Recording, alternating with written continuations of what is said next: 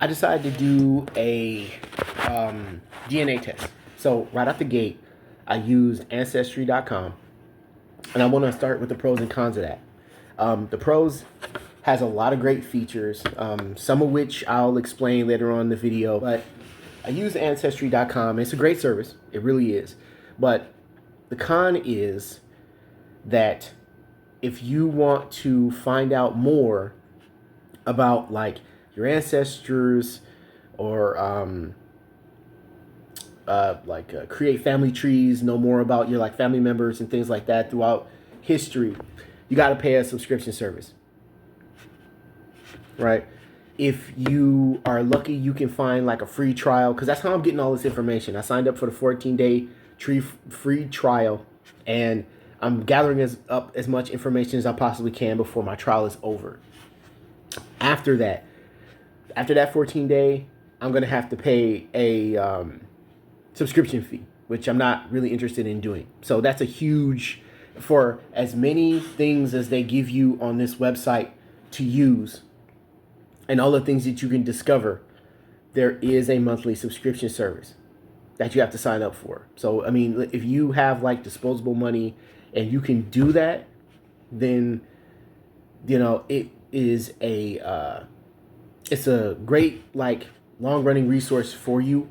But if you're somebody who isn't interested in signing up for a monthly subscription service, then it's probably not for you. I caught the DNA test on a deal. I got a deal on it. It was like a seasonal thing. It was around Thanksgiving, Christmas time. I wanted to do something special for myself on my birthday, and I've always been curious on like my ancestral, like my ancestral DNA. Like, where did Carl come from in the world? Like, what region of Africa do my ancestries originate from? And because of the dark history of how like Africans came to this country in the slave trade, a lot of us don't know where we originated from or where our people, our ancestors really came from. You know, we know, a lot of us know that we all came from Africa, but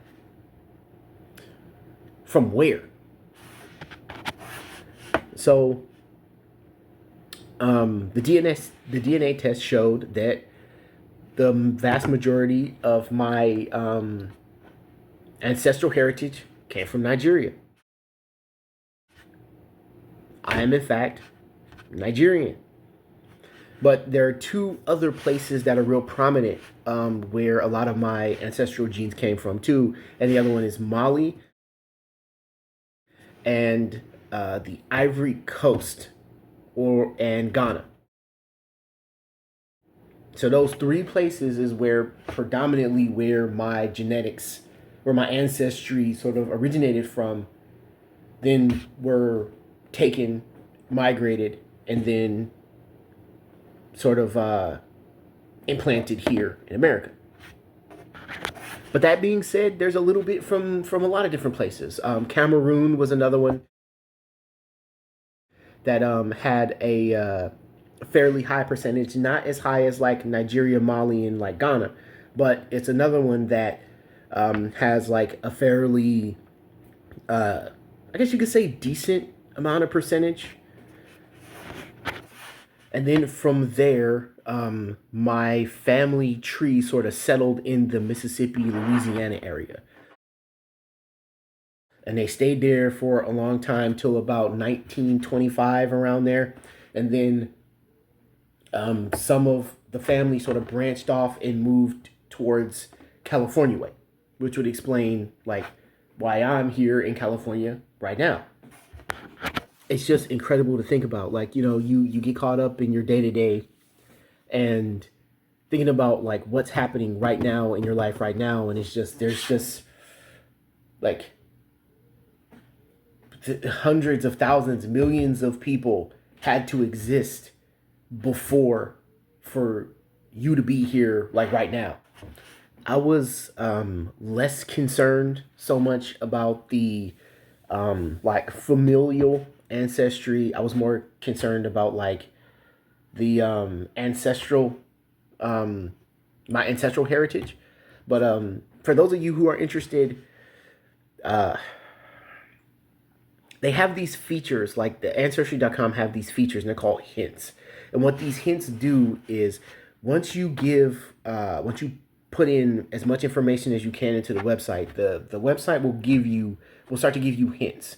So they're like these pings that can sort of lead you in the right direction of people who may be related to you. So once you put your DNA in, it'll give you like this huge list of all these people who share aspects of your DNA. So through using the website, I found out I have like a ton of like first cousins, second cousins, thirds, fourths, distant cousins. And all of that DNA, all of those different matches can lead you to other members of your family further back, right? So I compiled like this huge like family tree of all of these people over like generations that I didn't even like comprehend how many people like there was that I was like related to throughout history. But with this, there is a certain level of honesty that comes along with this. And sometimes with that honesty comes truths that can be hard to accept. So you find out something and it might be different from what you remembered or what you were told or what you thought that you knew. So it's very revealing in that way.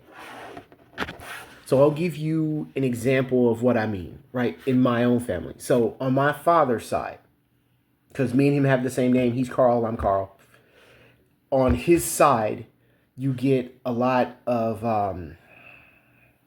misinformation you get a lot of misinformation, and you get a lot of individuals in his side of family that withhold information, will give misinformation, flat out lie.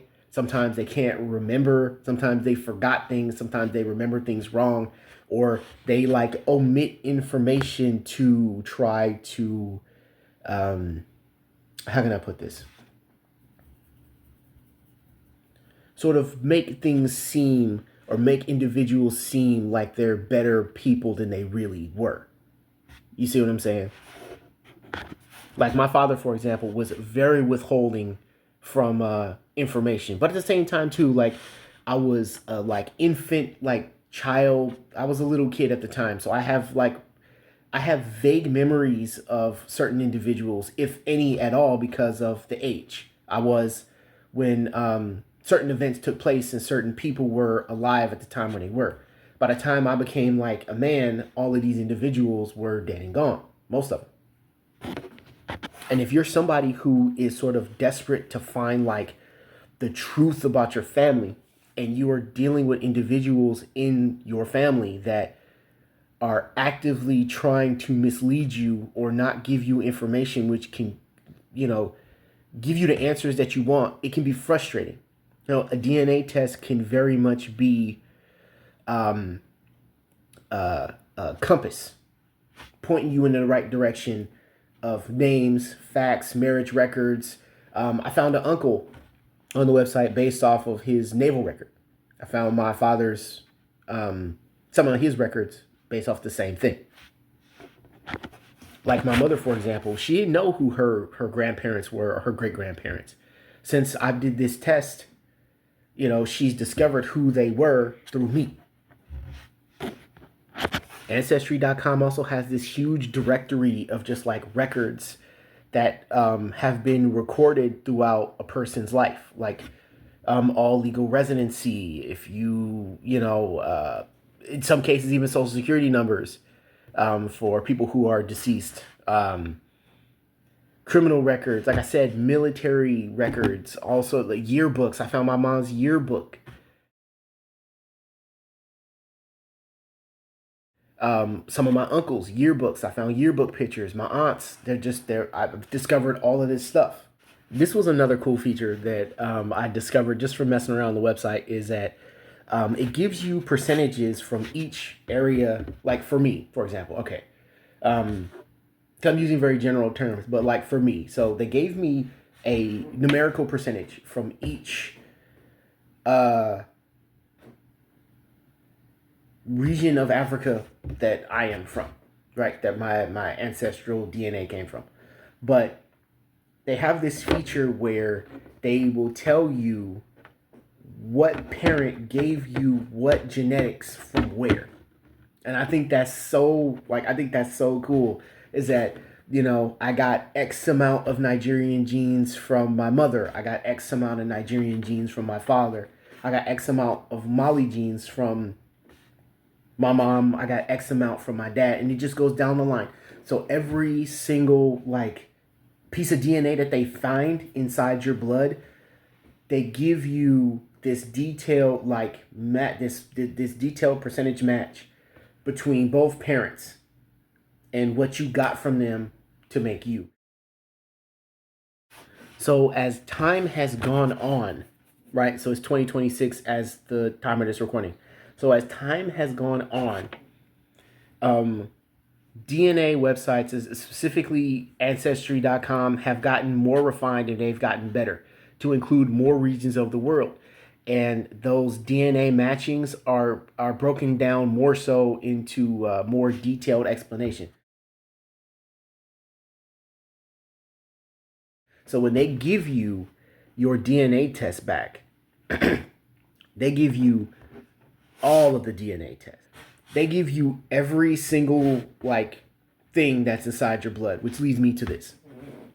So upon getting my DNA test back, right, and I just didn't want to just gloss over the African side because that was like the whole point why I did it.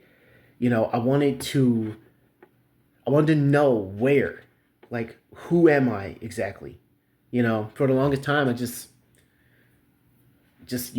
just, not that I didn't have an identity, because I do have one, but it's like, what was my origin story?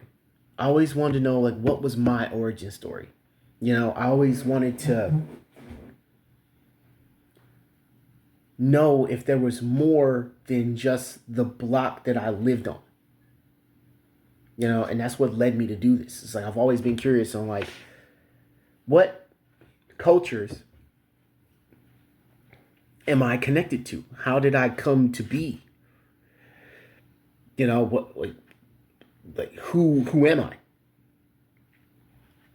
And upon further inspection, I also discovered that I have European DNA.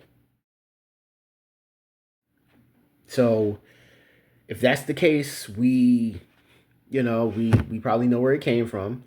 But just because the European DNA is inside my blood doesn't necessarily mean that it's there because of nefarious reasons.